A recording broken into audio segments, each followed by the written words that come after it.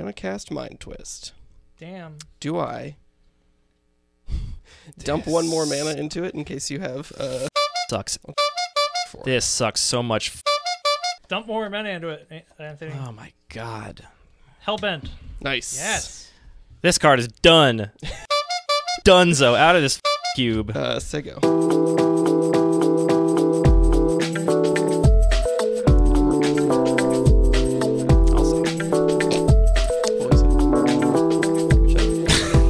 Hello, and welcome to a brand new episode of Lucky Paper Radio. Oh, hi, Sadie. We're here with the dog. My name is Andy, and I'm here with my co-host, Anthony, Twister of Minds, Maddox. That's so dramatic. Maybe I'll keep that one. I like that one. You're a real mind freak. Yeah. Man, I twisted your mind so hard. Dude, I was so tilted. I put Mind Twist in this cube because it felt like I just had to at first, right? Like, this is my Neoclassical cube. It's old border inspired, not strictly all old border, but it's meant to be like an old school cube. And I feel like when people think of like old school powerful cards, like Mind Twist is up there in terms of powerful old stuff. Classic. I also already had a pretty beat up copy, and it's an unsleeved cube, but I was like, I already have this. I don't have to seek it out. I should just put it in the pile. So this was the exact copy that was in your first iteration of your main cube, right? Pretty sure. Yeah. Cool. I don't think I've owned multiple Mind Twists. I don't see why I would. It's not useful anywhere, and it's never fun. Yeah, I mean, I felt a little bit, maybe vindicated isn't the right word, but... That's a different card. Rebalance. I feel,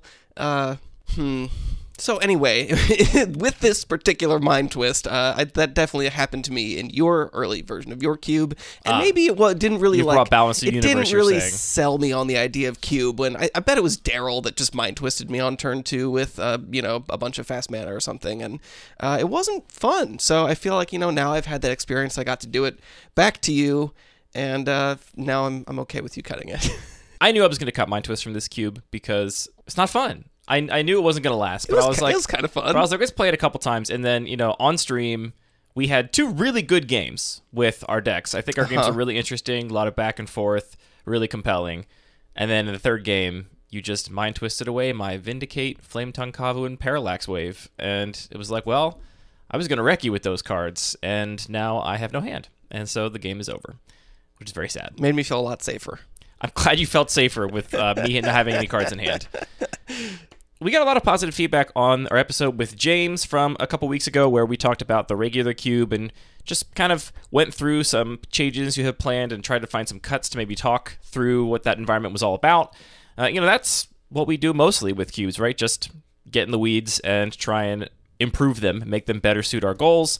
And so we're doing that today a little bit with the Neoclassical cube. We're not fighting cuts so much. I think I'm going to not struggle to find a lot of cuts in this cube, but instead we're going to talk about a couple of major changes I am considering making to this cube, and I want to get your take on them because some of these are pretty spicy. Okay, let's take a look. So first, I think we should give an overview of where this cube is at. I finished the first version of it, and we drafted it for the first time a few months ago maybe.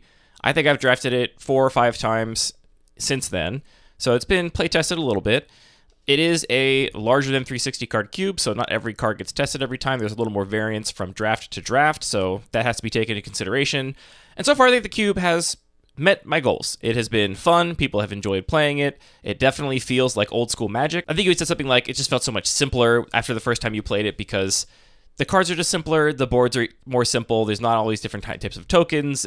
Mechanically, it just felt more like old school Magic where you're making these like small decisions about getting a 4/4 in play, or sometimes doing some broken stuff, but always very much in this old school spirit. Yeah, that's absolutely been my experience with this cube so far, and honestly, it's my kind of Magic. I'm into it. So, in terms of balance, the mono red deck is definitely too good. This is established. I wanted to support burn, not red aggro, but burn, because that is such an iconic archetype in early Magic that I just wanted to support it. So I have things like Price of Progress and Flame Rift in here. Flame Rift is just 1 in a red to do a 4 damage to both players. Sulfuric Vortex, there's definitely a deck that is just designed to effectively burn you out. It still plays creatures. You can't really draft a deck that doesn't have creatures. There's just not enough spells running around, so not enough burn spells. But it's much lighter on creatures than your average red aggro deck, even in the Magic Online Vintage Cube, and it's much heavier on these big burn spells. I mean, Magic in general now is just all about creatures, really. Yeah, we don't really get efficient burn pointed at your opponent's face anymore. It just doesn't happen. So you say it's too good. Yeah. Can you be more specific about that? I mean, you're just talking about pure win rate, right? The fact that it just feels like it dominates? No, we've not done anywhere near enough drafts for me to think that win rate is indicative of anything, because there's so much variance in that. It is purely just how the games feel. And you can look at a match and just both players will admit, like, yeah, I had absolutely zero chance of winning. There was no way I was ever going to draft a deck that could beat that deck. And talk to the mono red player, and they're like, yeah, I literally can't lose. It's impossible. So, okay. That's the thing that really matters. It doesn't matter that by numbers it has won a lot, which it probably has. I'm not keeping track, except for my own matches. And I've yet to draft mono red, so I have not felt the power myself. Yeah, I haven't actually played against one of these decks yet, even though I've drafted this cube a number of times already. They are pretty terrifying. So that is one feature that I don't think is quite in balance. I mean, one other question I have about that before we move on from it. So you're saying it's not about just pure win rate, it's about the way the games feel and the fact that it just feels like it dominates. Is part of it that we have a certain biases as players, and maybe just the fact that some people are interested in it, a lot of people are not interested in or understand how to draft it, and then maybe those cards are just fairly linear, like they really fit in this one deck, but you're not playing Price of Progress outside of it, so that might be something else that contributes to the fact that that deck ends up coming together in a very focused way more often. Yeah, I think there's a lot of factors. I think a lot of people in our playgroup like to play mono red. I don't think that our playgroup is like all trying to do dirtily stuff and no one wants to be the fun police. I don't think that's as much a factor. There definitely are narrower cards. I've tried to make sure that every card I think is playable in multiple contexts. So Price of Progress, obviously best in the burn deck. Right. But there's also a couple of combo-esque decks in this cube that I think are very happy to run a Price of Progress style card. So there is, like, for example, the Megrim combo decks, which we've talked about in this cube before. Megrim is an enchantment that says your opponent loses 2 life for each card they discard, which is a cool build around with stuff like Wheel of Fortune or Memory Jar or any other number of Megrim style effects. And so you definitely can just draft kind of like almost a control deck that wins the game with these Megrim combos. And I think in that deck, because you're not relying on indefinite sources of damage, right? Like you have your Megrim combos, which deal however much they deal. You're not going to be like putting a bunch of creatures in play to like attack. I think oftentimes having a Price of Progress or a couple burn spells to like close out the game fits very naturally in that deck, which is already wants to be red for things like Wheel of Fortune. So I think like it's totally playable there. I also think you can just play it in like a aggressive creature deck reasonably. Sure. Obviously, if you're dealing damage to yourself because you're not mono red, it gets not as good. But if you plan to be the aggressor in a Naya Zoo deck, I think you can definitely play a Price of Progress. But realistically, are people going to draft those decks? No, they're going to draft mono red because mono red is so much more clear. It's so much more understood by players, whereas other decks that I've kind of dreamed up have been less drafted because they're more novel. And I'm not like saying that I think those are unsuccessful as of yet. I think it's more like people have to adapt to the meta thing. And also I need to probably make some changes to make those kind of decks more appealing. For sure, yeah. I mean, a lot of it is about sort of leaving things there that are going to signal things to your players and sort of point them in the right direction. Draft signaling, Price of Progress definitely signals. Don't play any non-basic lands and try and burn your opponent out, which puts you exactly in mono red. For sure. It's also just really powerful. Yeah. I had one draft where I drafted what I think was a really cool like Bant Astral Slide deck, which had all these like cool value loops and combos and stuff, and I got absolutely destroyed by this mono red deck, and I couldn't possibly side against Price of Progress. I ate my vegetables. I had so many vegetables in my deck, and I was like, I'm just going to take 8 to 10 from Price of Progress every time it's cast. Price of vegetables. I'm going to take it every time. I didn't have counter magic. It's like, I'm just going to take a bunch of damage from this. So that's been one balance thing that has stood out. There's definitely a lot of things that have not really worked yet. The one that's most obvious to me is basically like every draft, we are wheeling the heavy devotion white and black aggro creatures. These are like the classic pump knights. There are a lot of them from the early days of Magic. I feel like it's almost an equally iconic archetype, the like pump knight aggro, similar to mono red burn, and they just have not found a home. I think that they're both in white and black. There's not a density enough in either that you can realistically draft a mono white or a mono black deck, because in mono red, like so many of the red cards can fit in the red deck. Whereas in the mono white decks, there's also tons of white cards that you don't really want in an aggressive white deck because they're meant for other archetypes and they're not as flexible. So I've never seen someone draft a mono white deck or a mono black deck. You came kind of close once. You had a very heavily black deck. I kind of tried to force that, not force it, but I was like very open to drafting it, and that draft kind of went a little bit weird. I ended up with like black with a discard theme and then also a couple of these knights. The knights were okay, but yeah, I mean, it was hard to get that to work. So that has not worked, and I was worried that wasn't going to work from the onset. Before we even played the cube, I was like, this doesn't feel good because you're not going to be able to draft a monocolored deck, and then these cards are so hard to play in 2-color decks because they are white-white or black-black at 2 mana that it just becomes near impossible to play them. So that's not really working. I have some maybe ideas for ways we can adjust that. Again, some of these other decks, like the Megrim combo decks, haven't fully come together. I demonstrated a little bit of the Megrim combo in a deck on stream, which had just exactly Wheel of Fortune and Fell Spectre. Fell Spectre's a modern creature that has the same Megrim static text. And so I was a normal, mid-range deck with some other like blink packages going on, but I also just had a couple tutors, including Enlightened Tutor, to go and get Memory Jar if I happen to have Fell Spectre, which can just 14 your opponent in one turn, which is a pretty good way to close out a game. So that was exciting to see. I think it did work in that deck. Like, I think it was correct to play Memory Jar in that deck for sure, and I think it was right to take it where I took it in the draft. So that I feel pretty good about, but I think there's going to be a lot of discovery as players go through and learn more about this environment. I'm looking to cut, I think, a lot of cards. I think there's a lot of chaff right now and stuff that is not really contributing to any of the specific archetypes. The last thing I've noticed is that I think Reanimator in some form is very strong in the cube. There's a lot of good old Reanimator cards. What we are missing is like the really big targets, right? You're not bringing back Grizzlebrand or Archon of Cruelty. What are you talking about? There's a Spirit Monger right here. What more do you want? Right, you're bringing back Sylvos Rogue Elemental or Verdant yeah. Force or Phantom Neshoba, like some of these cards that still are amazing. They're really good. They're still going to win you the game in most circumstances in this cube, but you don't see those and think, oh, I'm going to draft Reanimator. You're not going to pack one, pick one of Phantom Neshoba. Maybe someone will, but most people aren't. But the enabling spells are the best spells that Reanimator ever had, right? Like, we have Entomb, we have Reanimate, we have Animate Dead, we have really, really good cards to set up the reanimation package. There's Recurring Nightmare in this cube, which I think is very strong.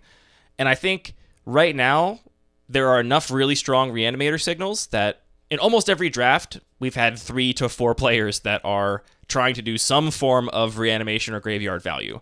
I don't know how much of a problem that is, but it's certainly something I've observed. And again, this is all anecdotal because it's only been like 4 or 5 drafts, but I think because those cards are so appealing, and maybe so much more appealing than other stuff like some Naya Zoo creature or Astral Slide or some other archetypal payoff that I've been trying to make work, that people are just kind of landing in that deck very often and therefore splitting it up, which means that I have not seen like a really busted Reanimator deck yet, because I think in every draft, everyone's taking pieces of it and it's getting spread out a little bit. For sure. I mean, it's really interesting to contrast that to the mono red deck and how maybe you could even, I haven't done the counting, but you could imagine that there are like similar volumes of those two sets of cards, and just the way that things look in the pack and the way that people are navigating the draft, one of these sets ends up getting split up a lot and the other doesn't really. Yeah, I think it's like, there's like a couple cards that might pull someone into mono red. Like, I think Sulfuric Vortex is probably the biggest one. I think you could take that really early and commit to mono red. I could see doing a similar thing with like Fire Blast, I think, is a card that people will take early and commit to being mono red. But there's not like an abundance of them, right? There's a couple that might pull you in. The rest of the mono red spells are kind of interchangeable. It's like, well, here's another decent burn spell or decent whatever. They're flexible. They can go in kind of any deck. Whereas in the Reanimator deck, all those cards I listed, right? Like Entomb, Reanimate, Animate Dead, Recurring Nightmare, Life Death, Living Death, which I think is another kind of flavor of Reanimator.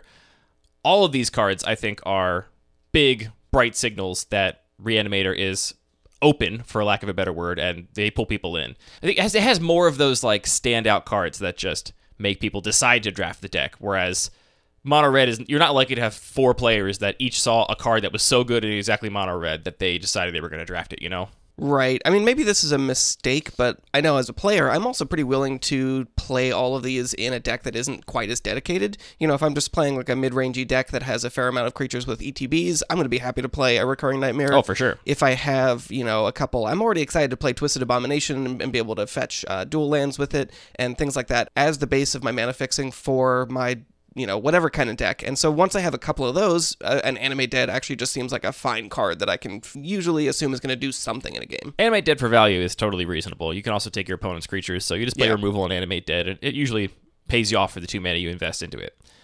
That's the only other thing I've really observed. Other than that, I think everything else has kind of been working as I want it to. There have definitely been mill control decks that have been successful. There have been big artifact decks that have been successful.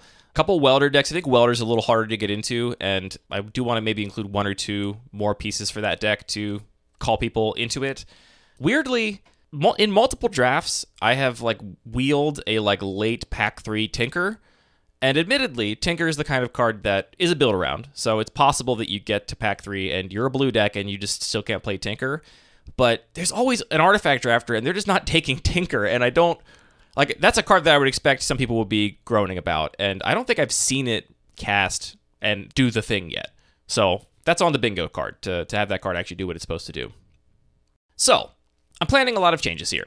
I kind of have these grouped into like little packages of batches of changes, and there's some underlying ideology behind each little package. When we talk about mono red, let's just talk about how to deal with the burn deck. I think there is a couple ways to deal with this deck. Cut it.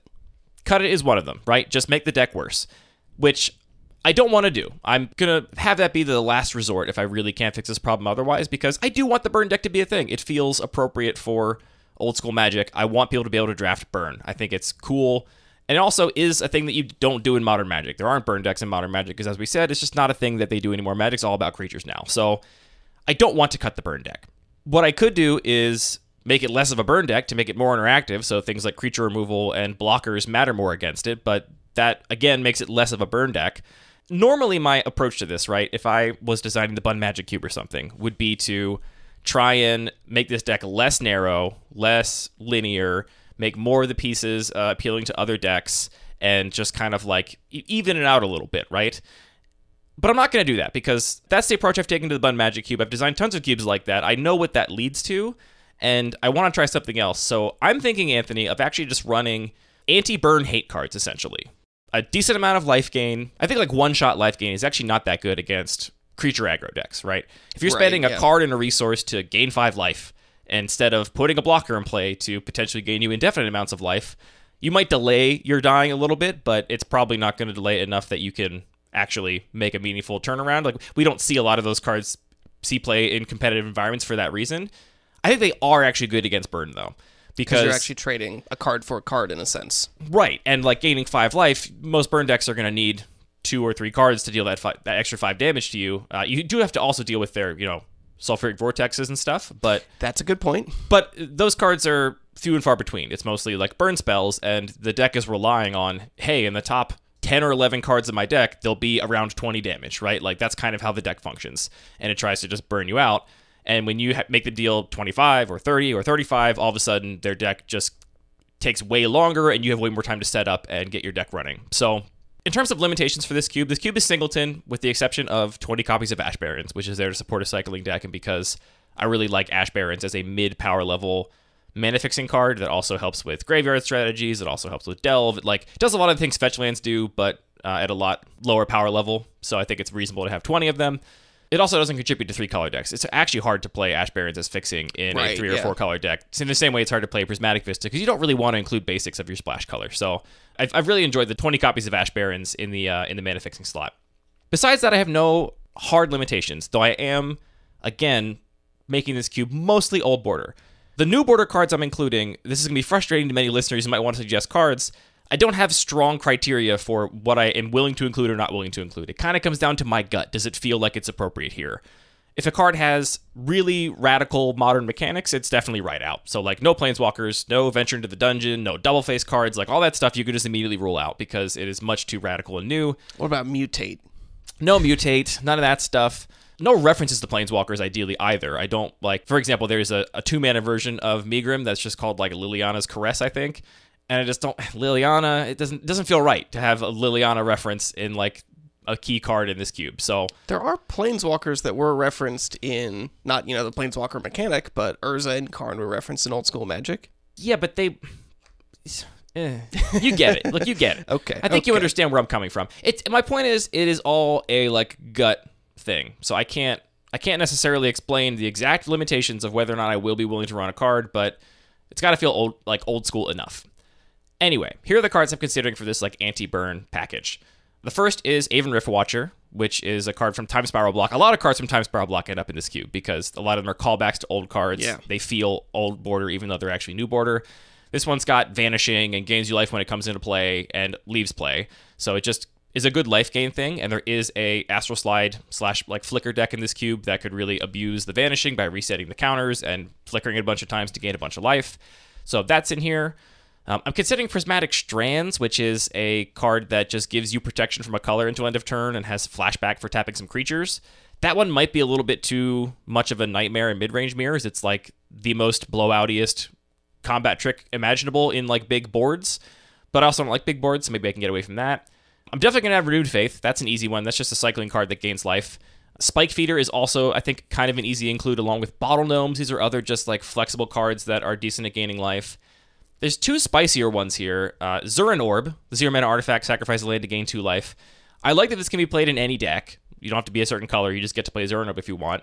It's also a combo, kind of, with Balance and Necropotence. It's really nice with Necropotence to be able to gain a little life when you are getting close to being Necrolocked to just draw more cards. And it's also just another cheap artifact for decks that are playing Tolarian Academy or Tinker or whatever. Like, I think if you have a Tolarian Academy and a Tinker in your deck, I think you're pretty likely to take a Zurin Orb just as a 0-mana artifact for you to sacrifice. And in a similar vein, I'm also interested in Ivory Tower, which is a 1-mana artifact that gains you life for each card in your hand greater than 4 on your upkeep, I believe. And that's also a combo with Necropotence. All those cards are kind of like very directed answers to burn. The idea being that in other cubes I've designed, I want everyone to draft a flexible main deck. The idea being that the range of things your deck is going to come up against is fairly predictable, right? Like I've described my Bun Magic cube as being a fair cube on the aggro mid-range to control spectrum. And so when you're building your deck and drafting your deck, you kind of have to just plan for what am I going to do against aggro, what am I going to do against mid-range, what am I going to do against control. What I'm imagining here is that you have to think about what if I play against burn? And what if I play against burn means I need to get cards that are specifically good against burn and are going to gain me life and be a huge roadblock for that deck. There are a bunch of tutors in here, so this is consistent with the like tutor ideology of this cube, because I do want these like weird combos like the Megrim combo decks and the Living Death decks and stuff to be able to find their build around pieces. Like I want you to be able to draft a consistent Wildfire Upheaval deck and be able to find your Upheaval or Wildfire. You can use those same tutors to find your theoretical toolbox cards in these specific matchups. How does this sound? I mean, it is very different from So your different. usual taste, but So I do different. definitely appreciate that you're just trying to do something different. You know, this is you don't want to solve this problem in the same way you've solved it in the past, and that makes a lot of sense. I'm definitely curious about it. My go-to is also not adding a bunch of narrow sort of sideboard cards, but the fact that you have created some context where these do make some sense outside of being strictly sideboard cards. I'm curious to try it out.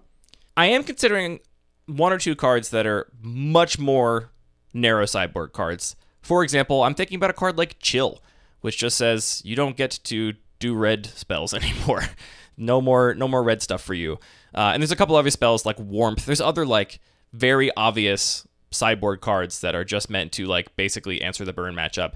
I'm even considering a couple of those. I'm definitely leaning more towards the more flexible ones that can still perform that role of being silver bullety in the right context. But I actually think it might be appropriate if specific decks end up not having great answers to the burn matchup to give them a chill and say, yeah, if you can find it and resolve it, then that's just how that matchup's going to go. Right. I mean, cards like that, to me, make a lot more sense if we were playing this cube all the time with a consistent play group, because then there's sort of time for a metagame to evolve. Like, if we all know that Chill is in the cube and that everybody's going to sideboard it in if they can against the burn deck, then the player that's drafting the burn deck knows that they need to have this next level answer. They need to, have a green splash in their sideboard so they can have enchant removal or whatever. Because we are just like in the context of our play group, playing with all kinds of cubes and shifting group of people, there it makes a little bit less sense to me, where the silver bullets do feel just like, okay, you got lucky and had this one thing that just ends the game, kind of like Mind Twist felt when we played this cube last week. But that being said, I'd be happy to try it either way. Yeah, well, one thing I kind of like about the Chills of the world, if I was to run any of them, is that I would hope someone seeing that in a draft pack would make them go, huh. And that's a good point. The mono red burn player might still pass this card. Well, no, not even that. Just meaning that somebody that has never drafted this cube before might see that and think like, huh, is there a mono red deck here? It's very scary that such that this card needs to be in the environment. Like, that's true. I hadn't considered this as a signaling card. Like, does it give you that clue? Or do you just think like, wow, what a dumb cube designer. This card is so narrow. Like, I'm never going to draft it. And that, yeah. Maybe it just always goes 14th or 15th pick, and if you just happen to get it last, you're like, great, I have this cool sideboard card, but you're never actually going to prioritize it. That wouldn't be fun. But if you do have a deck that's going where you're like, hey, my draft's looking pretty good, my deck's looking pretty consistent, I'm worried about the burn matchup, and I'm playing blue, and Chill comes along, and you actually prioritize it, that would be cool for me. Sure. I also think we've talked about the whole overshooting your goals to try and see how things work. So I think I am going to try this, and I think I'm going to try by adding in a couple of these more extreme sideboard cards just to see how it goes. More than I would ever plan on keeping long term, but just like throw them in there and see what happens and see how it affects the burn player's night and if it changes how they draft their deck or if it actually works at all. Maybe I do this and burn is still just dominant, right? Because burn decks are really consistent inherently. A lot of the cards are interchangeable, and if their opponents have to find specific sideboard cards in time in order to survive, maybe even having chills and warmths and stuff in the cube is not going to be enough to save them. That's the first sort of package I'm thinking about, this anti-burn package.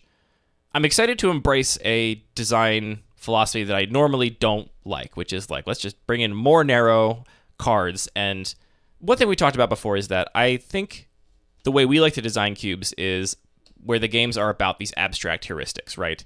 The games are about tempo. They're about card advantage. They're about value. They're about, playing to the board and like playing in this abstract space where you're managing your resources in a way that eventually wins the game by beating your opponent in how they're managing their resources, versus environments where the cards are really what matter, right? And my go-to for this example is like the Degenerate Microcube. There is nothing resembling tempo or value or any of these abstract ideas in the Degenerate Microcube. Right, it's just how do your cards line up against my cards? Exactly. It is just, do you have the answer for this threat, and do I have an answer for your answer to this threat? And, the decks are built on those principles.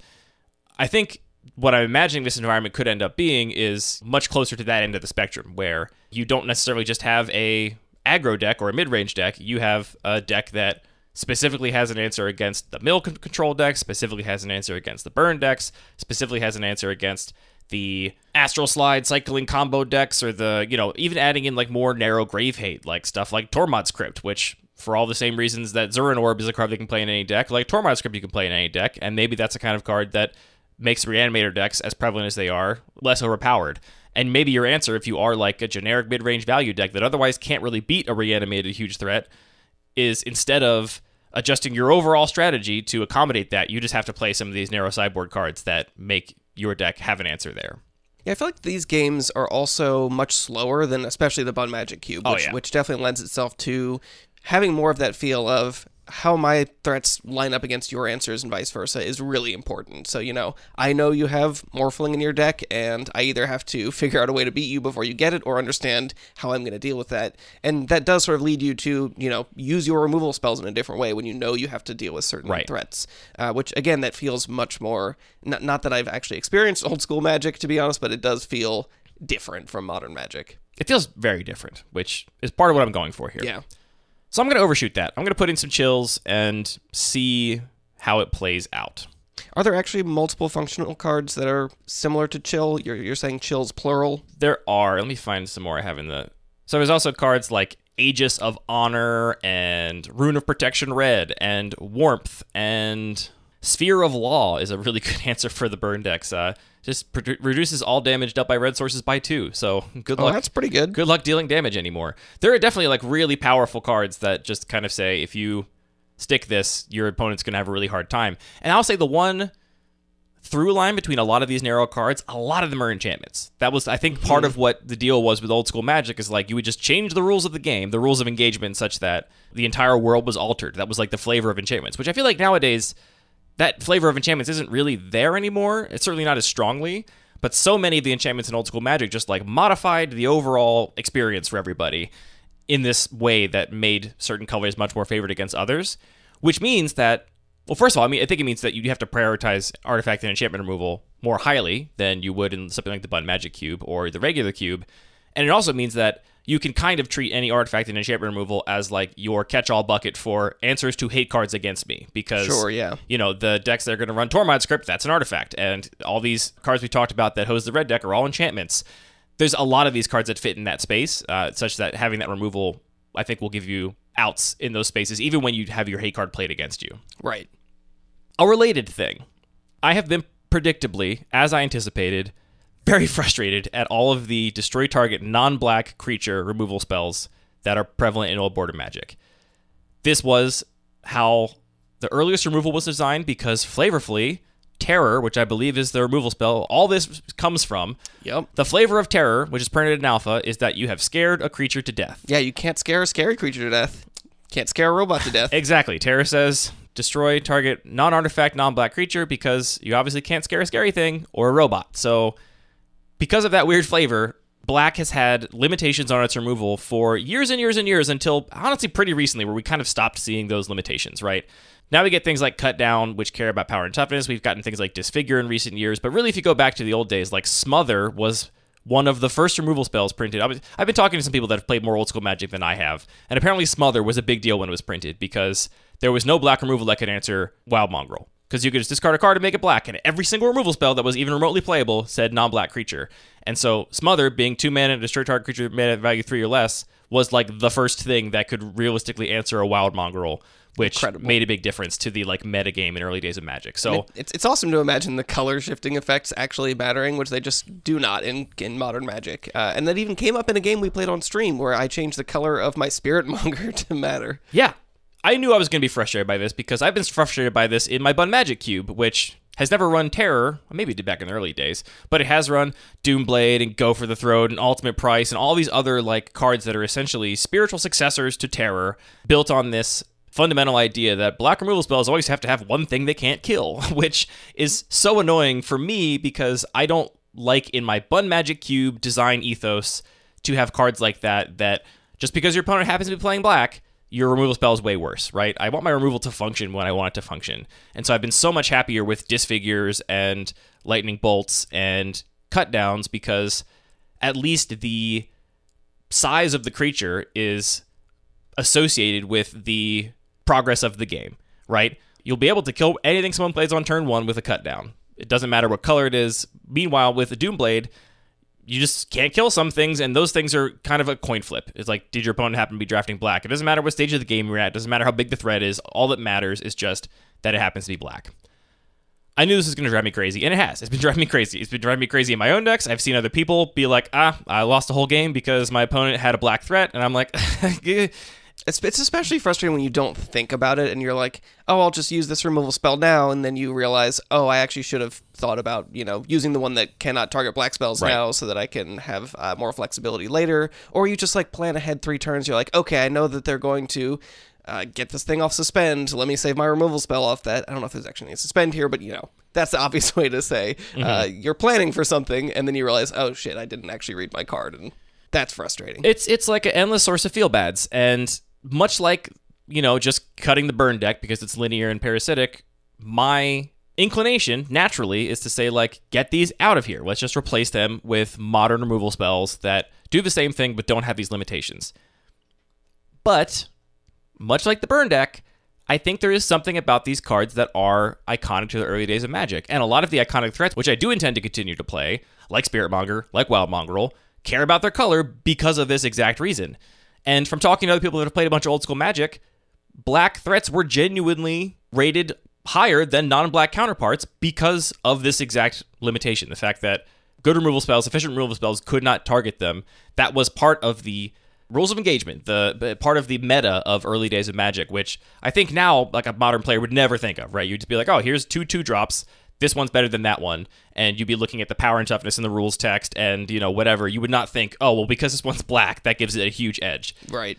I mean, I think it really all comes down to expectations. If you're in a context where a large enough majority or just large enough fraction of the removal spells have that restriction, that suddenly becomes a thing that you're going to think about and care about. And when you're drafting, when you're building your deck, you're going to consider, in the same way like we're talking about, how am I going to deal with the Reanimator deck versus the Burn deck, you're going to think about how am I going to deal with a blue deck versus a black deck. And like, my removal is going to be weak here, so maybe I need a different strategy. It's just in these sort of like awkward small volumes that I think we see in modern Magic when we have just a couple holdovers. It's like, oh, this one random, Shriek Maw doesn't work against black creatures. That just feels arbitrary. But when it's there in enough volume, it doesn't feel arbitrary anymore. It is a thing that players can play around. And you have just described my intended fix for this problem, which is lean into it. Hell just yeah. Embrace it.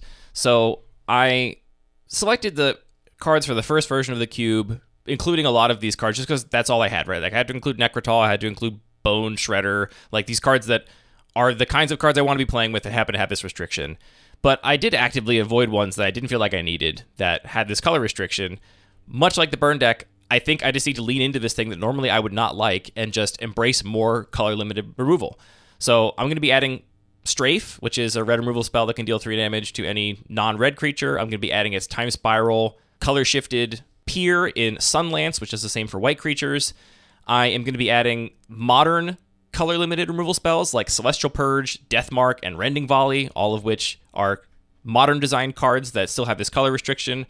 I'm also considering the style of card that we get now in Modern Magic, which is a card that is inefficiently costed, but is way better against one or more colors.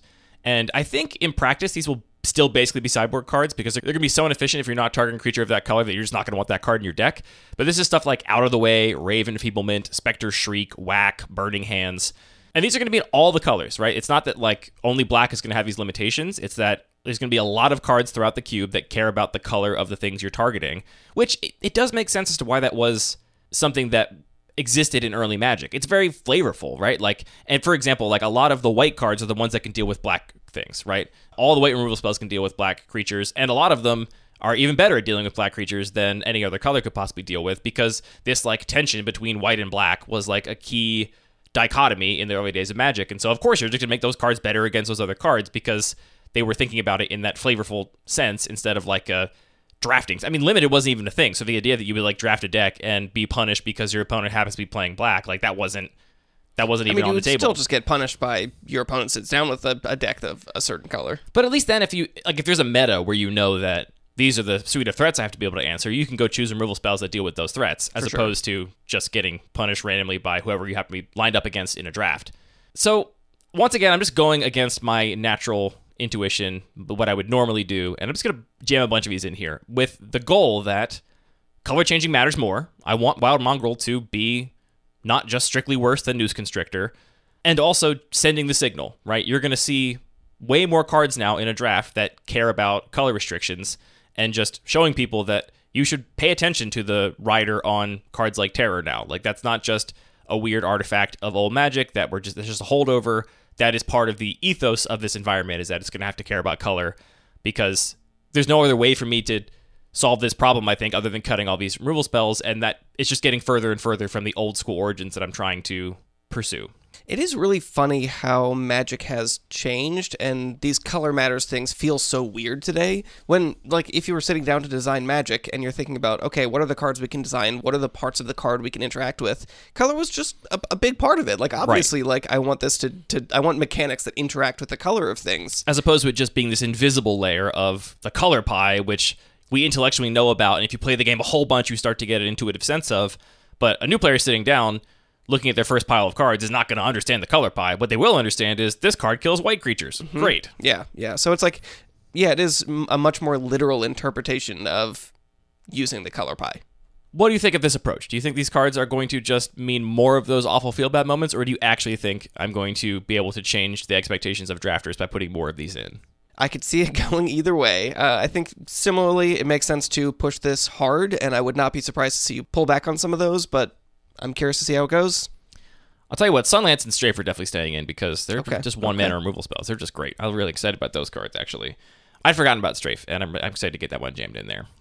Our next up is the Black-White Knight deck problem. We talked about this problem when we were describing the current meta of the cube. It's really tough because you can't realistically right now play a functional deck with cards of both colors because they're all high devotion, and even if you get a decent amount of mana fixing, like if you're going to try and curve 2-drop white into 2-drop black, realistically every single one of your lands basically has to be a dual land in order for that to work reliably. You just can't have any basics if you're planning to play a deck like that. This one might end up being cut. Unlike the burn decks and unlike the color limited removal, which I'm going to try really hard to keep, this one might end up not getting there just because of it might interact so badly with drafting because you have to commit so hard to these high devotion build arounds that it might not work. But before I cut it, I am going to try to push this deck, and I think the way to push it is going to be to include many more of these knights, which are modern cards, but are clear callbacks to White Knight and Black Knight, the original complementary knights from Alpha. This has been called back to a lot of times, more times than I remembered when I looked through Scryfall. So you may remember Knight of Grace and Knight of Malice from Dominaria, the first Dominaria set. They even made a cool panorama together when you put the two cards together. Yeah, there's also Knight of Glory and Knight of Infamy, Knight of Dawn's Light, Knight of Dusk's Shadow, Paladin of Atonement and Bloodcrazed Paladin, Mirren Crusader and Phyrexian Crusader, White Shield Crusader, and Stromgall Crusader, and that's just some of them. I didn't even include some that I don't think make any sense here. And some of those I won't play. Like, the Phyrexian Crusader has Infect. I'm not going to put the Infect card in there. And because that's not in there, I probably won't put Mirren Crusader in either. It would also be kind of a power outlier. But a lot of these I am going to put in. This also overlaps with the color hate stuff. A lot of these knights have protection from the opposing color, or in some cases, other colors, which I think is relevant and will also help establish this theme that color matters in a much more direct way than it does in normal Magic. And a lot of these are also not as committal in mana cost. In modern times, these knights tend to cost 1 and a white or 1 and a black instead of white, white, black, black. So that will make it more possible to actually draft a gold, black, white knights deck, which was a archetype in Dominaria. There were clear gold card payoffs for it. I'm sure because R&D had a very similar discussion to one we're having right now. They were like, we're going back to Dominaria, the earliest days of Magic. What's part of iconic Magic? And they were like, pump knights. And so we got like literal callbacks to black, white, and white knight. And there's a whole archetype, a whole theme that cared about that tribe in that set. I think I would also want to include a payoff, like a signal card in black, white, a gold card specifically to make that work. None of these feel old school. I just have to acknowledge right out of the gate. And so this is where like my rules are maybe going to be bent, because in order for me to support this deck, which I consider to be a old school style deck, it might require that I bend my rules for specific cards. So you have an Ariel Knight of Windgrace commander deck, which was the legendary rare payoff in Dominaria for the Knights Tribal. Yeah, card's not good in my commander deck, but it'd be really powerful here. It'd be really good. There's also Knights Charge, Resolute Rider, and Wintermoor Commander are all other options. Resolute Rider's all hybrid mana. I'm probably not going to include that for hybrid mana reasons. Same with Stillmoon Cavalier. I mean, Stillmoon Cavalier feels like the perfect thing. It's like, hey, we have these very devotion-intensive knights. Here's the hybrid version that just looks like the two of them smashed together, but looking at the card, it also just like mechanically feels like the pump knights because it has the ability to give it first strike and pump itself, and then also flying. It just feels like this cool synthesis. You don't think hybrid fits here? I might have to bend my rule. Normally, I don't think hybrid feels old school at all. That feels very more like modern Magic to me, but this might be a place where bending the rule is right, because Stillmoon Cavalier is exactly perfect for what you mentioned there. The other one I like a bit is Wintermoor Commander. That one has the indestructible keyword on it, which is less old school Magic-y. It'd be cool if it was regenerate instead, just to like match the flavor. But it also is a very clear like tribal payoff for Black White Knights that is not a huge power outlier like Ariel. So those are the ones I'm considering. There's also other tribal payoffs in the mono colors that I'm thinking about. Things like Belle of the Brawl or Acclaimed Contender, or even something as simple like Venerable Knight would be nice to kind of push the aggressive decks. So the question is, like, how do I want this deck to function? I think ideally, I would like enough support that you can pretty reliably draft a Black-White Knights deck. That's like what the Black-White color pair largely does in this cube. I still don't like to design cubes archetypally where like I'm kind of hemming in what a color pair can do, but I think if you're exactly in Black-White, I would expect some variation of like an aggressive creature deck, you probably with a Knights theme going on. Now, I think if you're like black, white, and green, maybe you could be a totally different like Reanimator deck, value deck or something, or you could be like black, white, and blue and then be like a cycling, Astral Slide deck. But I think in those specific color pairs, I'm comfortable kind of leaning into this archetype. I think it'd be fun if sometimes you could also actually draft a monocolored deck. And so I'm considering stuff like Banalish Marshal, which is the white, white, white 3/3 that gives all your creatures +1/+1, just as a way to maybe say, like, maybe you do take this back on pick one, and you're like, I'm just going to do it. I'm just going to, even if I end up playing, like, less good cards, or I end up playing 19 lands because I didn't get enough playables, like, I'm just going to draft a mono white deck because the payoffs are actually there, and that consistency is worth it. Yeah, I mean, that's my biggest question I have about this is, how important is it to you that these cards that are very hard to fit together in the same deck are actually in the same deck versus just having White Knights and Black Knights as two separate themes? Or, maybe just to think through some additional ways that you could solve this, you could just focus on only White Knights or only Black Knights. Yep, that's also an option. And I realistically, I would focus on White there. I think that deck has gotten a lot more support over the years, whereas True. Knights in Black is more of a sometimes thing, and there's just fewer cards that I think fit that theme. Like the White Pump Knights deck is like basically a White Weenie deck, which is right. pretty iconic to what White does. And there's lots of not Knight-related cards at all that would still fit in that deck. Whereas black has kind of other stuff going on that doesn't really overlap with it as much. That's also an option. Or the sort of asymmetrical option, which actually I might think is the coolest because it just has like a lot more texture to it and like unique shape, is you could lean into this heavily monocolored, here's the Pump Knights just in white, but then have some less intensely mana costed payoff cards in black. So, if you just have Bell of the Brawl, which I think only has 1 black mana pip. 2 and a black. That's sort of a reason to play this heavily white with a lot of the white Pump Knights, but still have this tribal theme that occasionally you might want to bring black into it. And I would ideally, all of this range to be possible. And maybe that's too much. I think the problem with focusing on the 2 decks separately and saying, let's make there be a white Knights deck and a black Knights deck and, never the twain shall meet, I think that requires so much card space. Right. And the cards are ultimately, they're identical except for the opposite. And so you're really narrowing what the colors can do in the cube and what the cube is capable of if you have 2 almost identical parallel aggro decks in 2 separate colors. Which is why I do kind of like that idea of the sort of asymmetry, like some payoffs, but focusing heavily on the high devotion cards in just one color. Yeah. Seems pretty cool. And then you can obviously, don't have to be 100% to that if you want, the one black Pump Knight that is most iconic still in there, it's still going to be played occasionally in heavy black decks. But also going back to Still Moon Cavalier, the hybrid knight, that's another reason why I think this is fantastic, is that it's actually adding one more card for both the mono black and mono white deck. So yeah, it definitely does everything I want to do. Yeah, it's more flexible. Except for being a hybrid card, unfortunately. I think that's fine. So I think I gotta find space for all this stuff because I'm talking about all these cards I'm gonna add.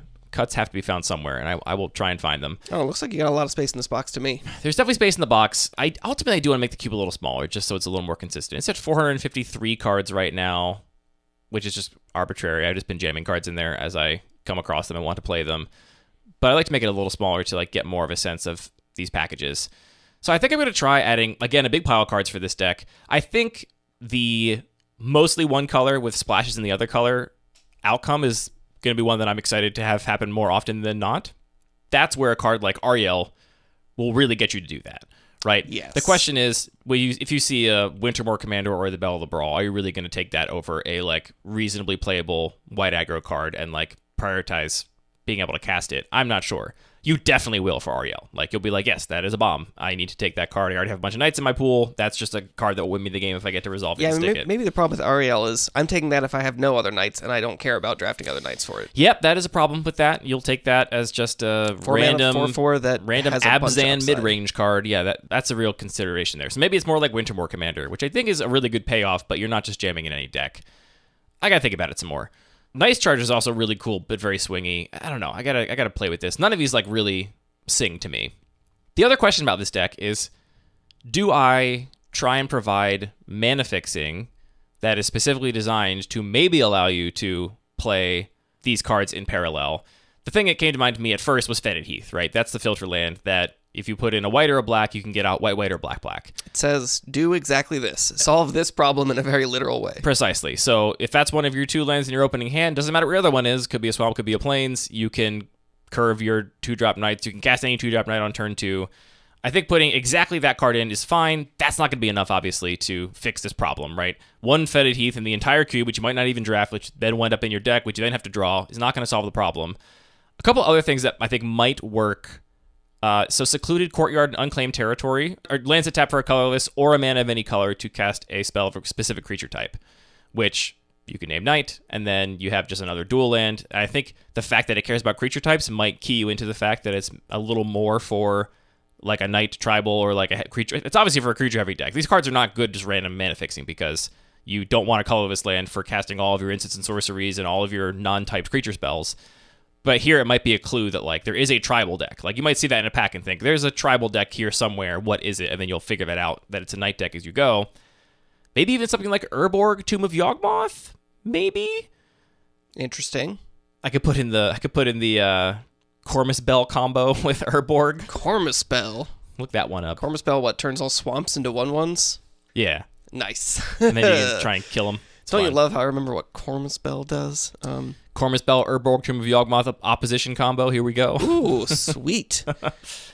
Yeah, I'm less excited about the specifically tribal lands, I feel like that's a little bit of a difficult leap to make. Currently, you also have a fair number of these, double pip 2-drops that are not actually knights, right? There's a couple, specifically in black. There's more. Yeah. There is the Order of the Eben Hand, and the white equivalent of that is actually a cleric, not a knight.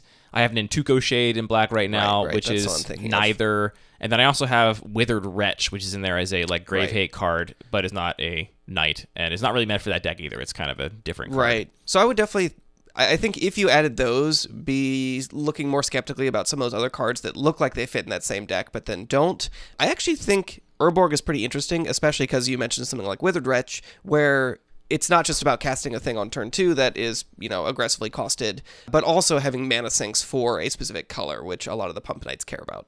Yeah, you can activate Withered Wretch with colorless mana, though. Oh. It's just black to cast. Never mind. Some of those other cards that we're talking about. The other thing which I am going to include, and I should mention it because I'm sure we're going to get comments. I know there's Training Grounds from Eldraine, but that one specifically produces Mardu mana to cast Knights or equipment. There's no equipment here, and there's no red Knights, so that, even though it does effectively do the thing for Knights... Are you sure there's no red Knights? There might be a red Knight or two. There's not going to be a red Knight deck.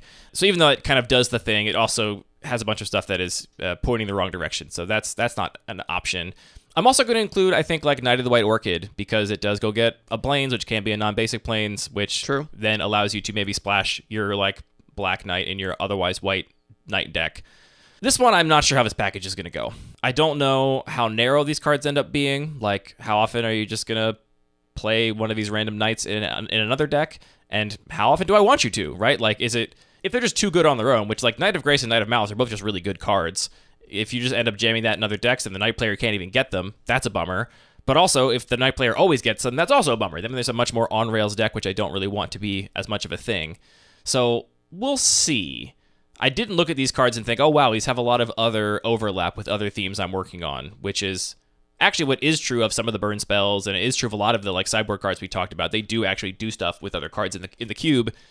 These ones don't really. It's here's some good efficient creatures that don't really care about any of the synergies I'm working on, except for this exact specific deck. So that's a thing. I'm optimistic about the leaning one color more than the other strategy, if you're interested in going that direction. I'll also just say you're talking about adding this pretty drastic mana fixing just in one color pair, and I think that's very cool, and to me fits some of the old school Magic vibes as well. I think there was a lot less emphasis on sort of the symmetry in the color pie, whereas now, you see, oh, here's a Frost Titan and an Inferno Titan, you expect to see 3 more Titans. And if you don't, people are going to riot. But in old school Magic, it was oh yeah, we're going to make sort of Fire and Ice and sort of, I'm going to forget which ones were the original ones. Light and Shadow, were those the 2 original ones? I thought there were 3 original ones. Maybe there were 3. I thought there were just 2. But either way, it was we just made these 2 because we think there's an interesting flavor of the contrast between these particular color pairs, and we can make some cool cards about them. And Magic players are really a fan of seeing things fully, symmetrical across the color pie, but I actually really like those things where it's no, this color pair is just doing something unique, and I think that carrying that through the land cycles is, to me, very cool. I have absolutely no problem running asymmetrical fixing, and I think this is a good enough reason to do it. I'd be curious to see how it actually plays out. I have a couple of little packages here. I'm considering maybe doing an Enchantress deck. I'm actually thinking of maybe doing a Walls tribal deck. Walls are very iconic to early days of Magic, and unfortunately, there's nothing even remotely old school that pays you off for having walls in a way that matters. But I did actually kind of really enjoy the Wingmantle Chaplain deck in the Dominaria United set. That was the 4-drop 0/3 wall that when it enters the battlefield makes a white bird creature token for each creature you have with Defender. I thought the deck was pretty cool, and that deck also already has a lot of overlap with what the cube is doing, because I already have Flicker as a theme, flying creatures as a theme. I'm actually already making those tokens with Migratory Route, so it just kind of fit in a lot of ways. That in combination with the Shield Wall Sentinel, which is tutored for a creature with Defender, meant you could have effectively 2 copies of Wingmantle Chaplain in your deck. That's a small package I'm maybe considering too, even though Walls really not my favorite way to play Magic, and just big defensive cards are not the best thing for me, especially when the best aggro deck doesn't really care about Walls so much because it's mostly just casting bolts to your face. But that's another small package I'm considering. But we don't have time to go into more of this detail. But we touched on the big ones, right? The big things I'm working on here are specific hate cards for burn, specific K cards for colors and making that more of a theme throughout the cube, and trying to solve this Black-White Knights problem by introducing more modern Knights that I think spiritually those do feel like old school cards. Like I think Knight of Malice and Knight of Grace and Knight of Glory, Knight of Infamy do feel kind of old school. Even though that second pair, they both have Exalted, not an old school mechanic, not a particularly old school feeling mechanic, but I think it's worth it for that like duo of here's these like pair of cards. And if there's like 4 pairs of white and black Knights in the cube, I think it's kind of a cool through line to maybe start to feel. So I don't know. We'll see. Do you have any final thoughts, Anthony? Cube's cool. I will say it was funny when I actually streamed the draft that we did for stream of this cube, and I had the maybe board up accidentally and was like, what? There are a lot more. I noticed that. There are a lot more walls here than I remember. The UI on Cube Cobra, not always the most intuitive. But yeah, I think that all of these are like pretty reasonable problems. I think that the way they've sort of been identified through playtesting makes sense, and a lot of these solutions seem reasonable. And I think the idea of, overshooting on them and see, so you can get the full sense of, is this solution actually going to accomplish your goals when it's done in a very loud way, makes a lot of sense as well. So I'm excited to draft this again post changes. Now I just got to find 60 cuts. So all right, here we comment go. below. Comment Here we below go. if you have a cut to make for this cube. Star Compass. Knight of Dawn. This is actually the worst, I think, Knight in the Knights deck, and I want it out of here. How do you feel about Psychosis Crawler? It's in there for the Megrim combo decks, specifically. Sure. Maybe they don't need it. I don't know. I've seen a couple people play that card because they think it's just a generically good card, and then they realize by the time they're casting their 5-drop, they have 2 cards in their hand, and they're like, oh, cool. Yeah, wait a minute, yeah, this is a 5-mana 2/2. This card's bad.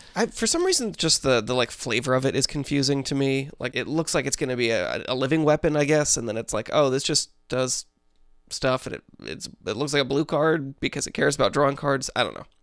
Anyway, I got this Mind Twist over here for you. Oh, Mind Twist definitely getting cut. I'm going to be... So I wanted to put some of the stuff that was clearly iconic, but probably would end up being cut for power level reasons in at first. But I think... Mind Twist is definitely going. I think maybe I'm going to cut stuff like Armageddon and some of these cards that are also, I think, predictably unfun, even though they haven't caused any groaners yet, just because I know what they do. And they're not actually contributing to any of the... Well, I guess, Armageddon feels old school. Like, that's... I don't know. There's something about that being symmetrical with Wrath of God that I think is kind of cool. I don't know. I gotta find a bunch of cuts. Comment below with what cards I should cut from the Neoclassical Cube to fit all of these cards I'm planning on testing. Andy from the future here to tell you that I kind of messed up. I got so excited about these changes that I just went ahead and made them, even though I meant to leave the cube in the state that it was when we discussed it on the episode so that everyone listening could see the list, what was being discussed, but I went and made the changes already. So you can still suggest cuts if you want in the comments down below, but a lot of the cards we talked about have been added to the cube already. Also, while I have you, on Monday, the day this episode comes out, my cube, the Bun Magic Cube, will be up for vote on the CubeCon Twitter account for inclusion in the main event. I have some really stiff competition in Dom Harvey and David McDarby, both past guests on this podcast, and Dan Schneider, who is a friend of the show and a big member of the New York cube scene. So navigate your browser to twitter.com/MTGCubeCon and vote for Bun Magic. That's B-U-N Magic. Real quick, when this episode comes out, this is the day that voting begins for the featured cubes at CubeCon this year. So check out the MTG CubeCon website and Twitter account. I'm pretty sure the polls are happening on Twitter again this year, and that's where you can go and vote for what cubes you want to be able to play. Very excited about that. We both have cubes submitted, so fingers crossed. Do we say vote for our cubes? Yeah, obviously. Okay, vote for our cubes. Vote for our cubes. We work really hard on them. We do, it's true. This Neoclassical Cube not in consideration because you have to sleeve the cubes to play in the CubeCon, very reasonably, because it is a judged event, and I'm unwilling to sleeve it, so I'll probably have it with me just on hand, but not part of the main event. We also currently have a survey up for March of the Machines Aftermath, which I think a lot of people have missed the survey, also maybe missed the set altogether. It's just a small set, I think about 50 cards, but if you are interested in testing any of those, please go fill out our survey so we have enough results to do some meaningful analysis of that. Yeah, we'll make an article still. We might do a little segment on an episode. I'm not sure we'll do a whole episode analyzing those cards. Are you playing anything from the set, personally? Not until I read them. Okay, cool. I think I'm going to put one card in the Degenerate Microcube and nothing else. So. Okay. Not a lot of interest there for me. All right, anyway, that's it for this episode of Like a Paper Radio. Thank you for tuning in. All of our music is produced by DJ James Nasty. All the Magic cards are produced by Wizards of the Coast.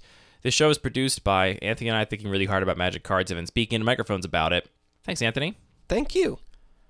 You said on stream that I just got my Volcanic Island. I don't actually have it yet. It's still in the mail because it had to go to the eBay authenticators first.